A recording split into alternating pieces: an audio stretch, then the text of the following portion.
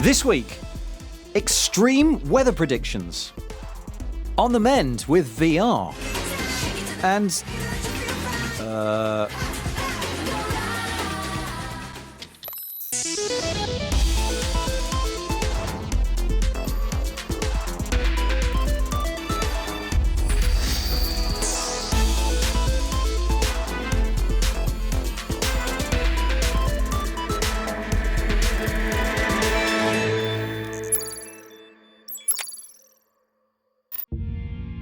the last 4 years have been the hottest on record.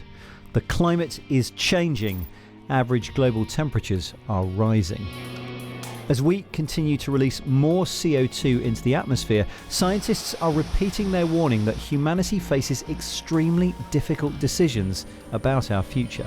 If we choose to reduce the risks from a changing climate, that will require reducing our carbon dioxide emissions quite dramatically over the coming decades. And the implications of that are fundamental transformations to society about how we generate our electricity, how we travel around, what diet we have. And those are the difficult choices that, as a global community, we have to take. Professor Ed Hawkins has summarised the average global temperatures in this simple graphic, with 1850 on the left and the present day on the right. What you see from 1850 up to 2018 is that global temperatures over that time have risen by about 1 degree, with lots of variations from year to year. These rising temperatures will lead to more and more extreme weather. And it certainly has been extreme recently. Australia has just suffered its hottest month on record, with wildfires in the south, floods in the north, and temperatures of nearly 50 degrees Celsius. At the same time, the US has been gripped by a vortex of polar air. Here, temperatures have dropped to nearly -50. In Japan, severe and unpredictable weather events happen yearly, making precise weather information critical for disaster preparedness. Typhoons can bring transportation to a standstill, with highways being closed and airplanes and trains halted. 2018 saw particularly violent weather. Last July, the city of Kumagaya hit record temperatures of 41.1 degrees Celsius. And in the same summer, heavy downpours led to floods and mudslides that left 225 dead. Over 8 million people were urged to evacuate. Monitoring rainfall is hard and relies heavily on weather radar systems, which you don't find everywhere and which only have a certain range. At Weather News here in Japan, a new system is training artificial intelligence to work out rainfall from satellite images instead, allowing for rainfall approximations across the globe. This is the world's largest weather provider. It has 3,000 weather monitoring sensors and 2 satellites, and it broadcasts rolling weather reports from its office in Chiba City. But weather forecasting relies on having as many sources of data as possible, and so the company also gets its information from its customers. Every day, users of the Weather News app chat about the weather and upload 20,000 photos of their current weather conditions. Using a combination of more AI and human moderators, these photos and texts are turned into real-time weather data. A kind of cloud sourcing, if you will. As well as providing weather forecasts for us ordinaries, Weather News also provides bespoke services for airlines, for example, to do with areas of turbulence along the flight path and the best ways to avoid those, whether you go over or under them. And also, interestingly, the best times during the flight to serve the airline meal when it's not so bumpy that you end up with all your food on your lap. However, the biggest business is collecting readings from ships and then advising them on the best trans-ocean routes to avoid the worst of the weather. Weather News told us that they can save a large cargo vessel up to 5 million yen in fuel per trip. But this place doesn't just deal with weather prediction. It now provides a potentially life-saving service for another type of extreme event.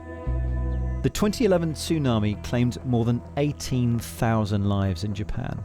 But it was found that the collision detection radar on a Japanese Coast Guard vessel just off the coast of Fukushima had actually detected the oncoming wave. Believe it or not, radar systems had never before been used to detect tsunamis. We have installed 28 radars along the coast all over Japan. These radars can detect a sea level difference of between 3 and 10 meters at a distance of 20 kilometers. If we can detect the tsunami, so we have a space to evacuate for 10 or 15 minutes. So that's very much valuable time for the people to evacuate. And as well as warnings about what's going to happen in the immediate future, Weather News is also looking to take advantage of longer term predictions too. As the climate changes, some are spotting new shipping opportunities. As the Arctic ice recedes, a new route is becoming more accessible. It's becoming possible to transport goods by ship from Japan to Europe through the Vilkitsky Strait in the Arctic Ocean, rather than going all the way around Africa. In order to make that route safer, Weather News has launched one of the only satellites that can photograph the Arctic to provide more accurate sea ice information. And then there's the special service that they provide for convenience stores, where they'll advise a store what to order in based on tomorrow's weather. For example, if it's going to be hot, more ice cream. If it's going to be really hot, more sorbet. And the extreme heat is a worry for next year's Tokyo Olympics. Discussions are underway to start the race at dawn to try and prevent deaths from the intense heat. Here at Weather News, they're working on a system which will predict the best places for spectators to find shade and breeze. The amount of data required to predict even tomorrow's weather is enormous. But for a commercial operation like Weather News, finding new ways to use that data means new services and ultimately new income for a very expensive business.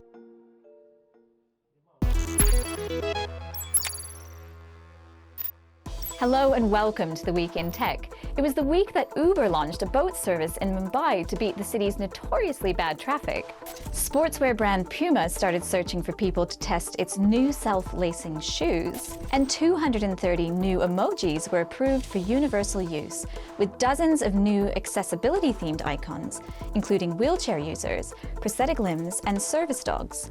There were also new food and animal emojis and a drop of blood to represent menstruation. It was also the week that Reddit, the so-called front page of the internet, was reportedly raising hundreds of millions of dollars in funding. Chinese company Tencent is said to be leading the funding round, which could see Reddit valued at almost $3 billion. A police trial using facial recognition in the UK has seen one man charged and sent to prison. The Met Police were using the technology over 2 days in East London. Another person was fined £90 for verbally abusing the officers after trying to avoid the cameras. Apex Legends is being called the first real Battle Royale challenger for Fortnite after being played by over 1 million people in the first 8 hours of its release. The game from Electronic Arts and Respawn was also the most watched game on Twitch. And finally, Saudi Arabian citizen and humanoid robot Sophia now has a little baby sister that you can take home thanks to a successful Kickstarter campaign. Hanson Robotics hopes sales of the robot will encourage girls to explore careers in robotics and coding.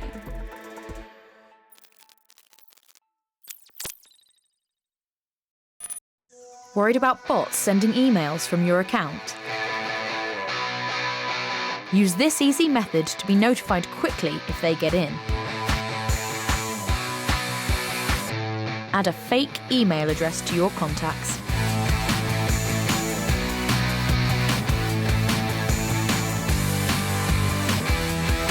If a mass mail goes out, you'll get an undelivered message for the fake address.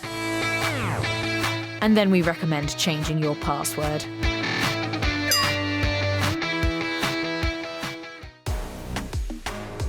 Last year, TikTok was the world's 4th most downloaded app, topping Instagram and Snapchat. The company behind it is now valued at $75 billion. That's more than Uber. But if you still haven't heard of it, then don't worry, because I'm going to fill you in. The bulk of the users are in China, and most of them are in their teens or 20s. And they seem to be doing things like this. Excuse me a moment. So now I'll need to use a filter to make my hair ginger. Ooh, red doesn't seem to be an option. Shall I be green spice? I'm sustainable spice. Let's go with that. That's very 2019. Let's go! What am I doing? You can lip sync to your heart's content, although it's better if you know the words, as well as use stickers, filters, or add a spot of augmented reality. Or you can simply post what you wish. But if you're struggling to see the point in all this, well, millions would disagree. We've seen this app grow since Chinese tech firm ByteDance bought its predecessor Musical.ly. And now, according to research by the South China Morning Post, it has 500 million active users. With 1 million fans, British comedienne Laura uses it to post sketches and has become involved with hosting events for the company as her followers have flourished. What I like most about TikTok, it's short, it's concise, it's easy to use, but there's all these different features. You can duet, you can react to other people's videos. And I think the big appeal is that you can copy other people's sound bites. So I could do a sketch using another comedian's voice, if that makes sense, and people can do the same with mine. Hi, what can I get for you today? They've got some famous voices there, they've got some old Viner people on there, lots of different sound bites to choose. Vine may have died a death, but clearly other platforms like this are thriving. But on the flip side, this is just another compelling app taking our eyes away from, well, the real world. And that's a distraction that the UK government this week highlighted to parents.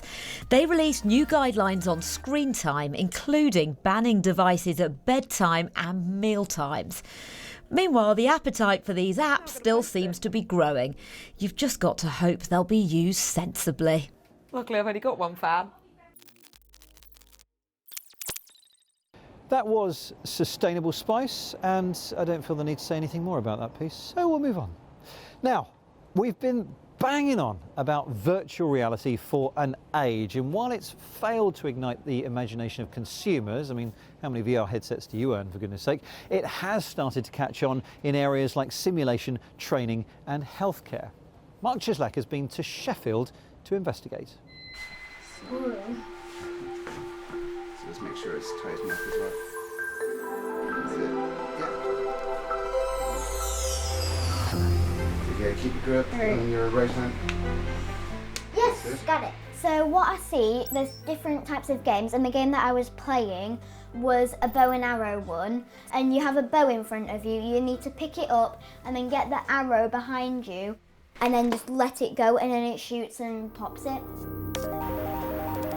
Here at Sheffield's Children's Hospital, they're trialling some surprising therapeutic technology.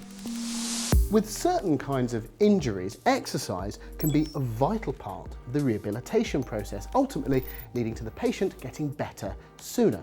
The problem is, getting children to perform these exercises isn't always easy. Right back. Ooh. Most of our kids have quite a long-term condition that they need to carry on doing their exercises for sometimes several years.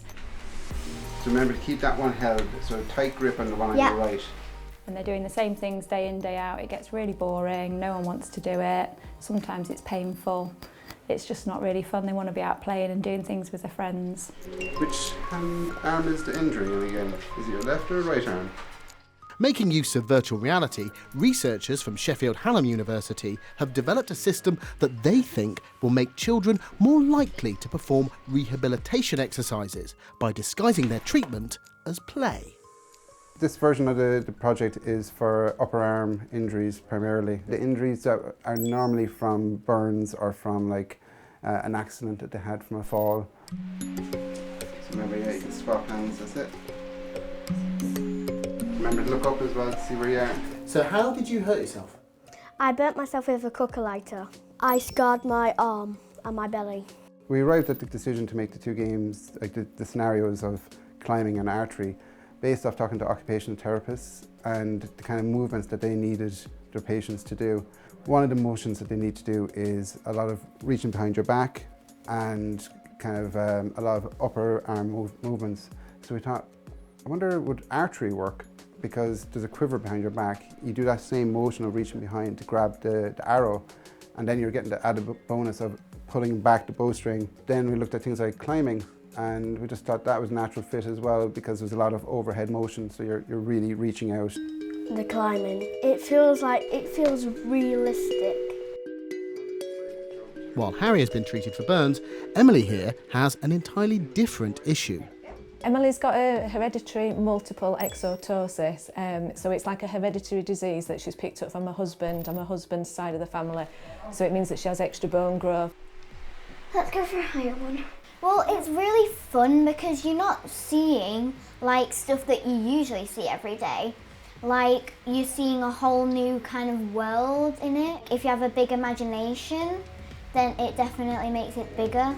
It's kind of a bit more playing than exercising, even though you are still doing your exercises. Like, it's fun as well. Oh gosh, that's Do you need a break or anything like that? Is your arm tired or?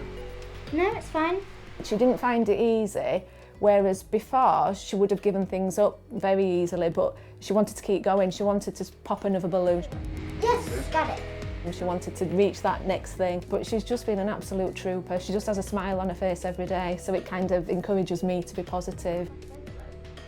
There we go. We've had kids come in that can only get their arms up to here, and then they come in straight away and they're picking the arrows up and getting full range of movement and not even noticing. And then when we interview them after, they said that they didn't even notice any pain. So it's been a big shock to me how well actually it has worked to do what we needed it to do. Now, I don't have an injury, but I'm going to give this VR setup a go and see what it's like when I put the headset on and what it feels and plays like. So, here we go.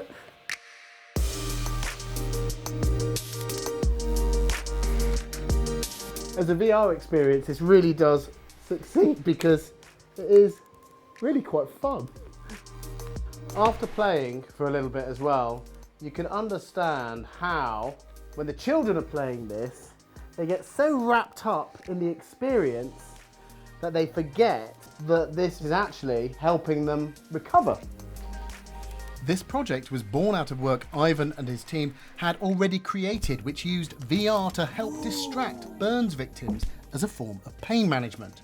It's early days for this technology, but they hope it could have a wide variety of healthcare applications. Working on other kind of aspects such as pain reduction for burns, and we're doing some work with amputees, learning how to use a prosthetic arm. So it's a lot of experience-based training. And we have a couple of other projects we're currently just looking at around kind of stroke and chronic pain as well. But the final word goes to Emily. She might be a fan of the VR, but I do wonder if she'll be pleased to get the external fixator on her arm removed. Will you be pleased to get that off? Yes. It's quite annoying. Brilliant. That was Mark Chislak in Sheffield. Now, this weekend is one of the biggest dates in the British movie calendar. The BAFTA Film Awards are taking place at London's Royal Albert Hall. And what better way to celebrate than by chatting to one of those nominated in the Best Visual Effects category for their work on Fantastic Beasts: The Crimes of Grindelwald. I can't move against Grindelwald. It has to be you. Technically, you can do just about anything these days. So I think more of our job, and I think what we're set with the challenge by both Joe Rowling Scripts and David Yates, is to creatively push the envelope and use the technology to aid that. We had some very specific things that Joe had written in the script, but we also had like Newt's Hospital, where it was maybe a few more background creatures that we could go on some of the same journey that we did with the case. But one of the key creatures was the Zulu. You know, it's very specifically written as like a Chinese tiger-like creature. One of the animation artists built it and animated it and got it moving. And then really it was a voyage of discovery, working out how it would move, how it would look, what its tail would be made of, etc., etc. In the script, it described it as it runs 1,000 miles a day, and Tim and I were always like, my God, you know, wow, how are we going to describe that? How are we going to show that? So we came up with maybe the idea that it could magically leap and bend time, distort space-time, and land in a different space, so it could cover a large distance very quickly. It's over a year's work just for that one moment in terms of concept and working out how on earth to do it. The moment has come to take our rightful place. Nagini appearing, when we read the script, we went, oh my God, Nagini's a woman in this film, not a snake. And we wanted to try and come up with a kind of authentic way to turn a woman into a long tube. How are we gonna do that to make it feel, real? And we came up with the idea that really maybe she's almost consumed by the snake rather than physically kind of extending out. You would have her being wrapped in her own coils, disappearing and then coming out as a snake.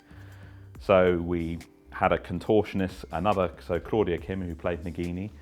We showed her obviously what we were planning, and she acted the first portion of the shot.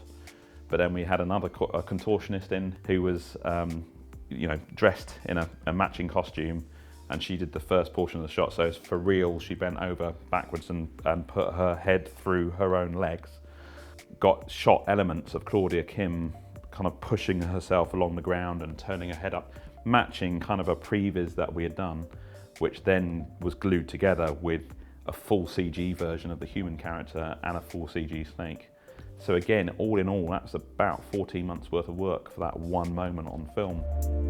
I don't think you've seen a woman pulled into a wall and turn into a snake before. So it's really just trying how to get those moments over, but as I say, feeling as grounded and real as possible. We just wanted to make it feel like what would happen if you were actually physically there watching that happen, rather than it feeling like an effect. And that's what I think the technology gives us the ability to do now. The wizarding and non-wizarding worlds have been at peace for over a century. Grindelwald wants to see that peace destroyed. Fantastic stuff, and of course we wish all of the BAFTA nominees the very best of luck for the big night. Next week we'll have more awards contenders for you as we continue our deep dive into the world of visual effects. And before we go for this week, this. It may not be as graceful as a figure skater or as fast as a speed skater, but unlike many people, this robot taught itself how to skate on ice. At the Computational Robotics Lab at ETH Zurich, Professor Stelian Koros and his team developed a modular robot with 3D printed parts. Each leg can be built for any type of locomotion, from walking to rolling to ice skating, and each robot can have any number of legs. They then wrote algorithms that describe the physics for each type of movement and terrain. The only thing we tell it is how one ice skate behaves on ice. In particular, the fact that it's free to move in the direction of the blade and it has high friction forces in a direction that's orthogonal to it. After this, the robot figures out entirely on its own how to move on ice. Using this machine learning approach, different robots can learn to autonomously navigate any terrain. Researchers hope that this will lead to affordable, easy-to-design robots that could be used for search and rescue operations, to inspect dangerous sites, and even for deliveries to difficult-to-reach areas. I envision a moment in the not-too-distant future where it will be as easy to create robots as it is to currently make structures out of Lego blocks, for example. I think this is a really exciting motor skill that we would like robots to learn, not necessarily because it's useful, but rather because it combines so many different challenges into one beautiful performance.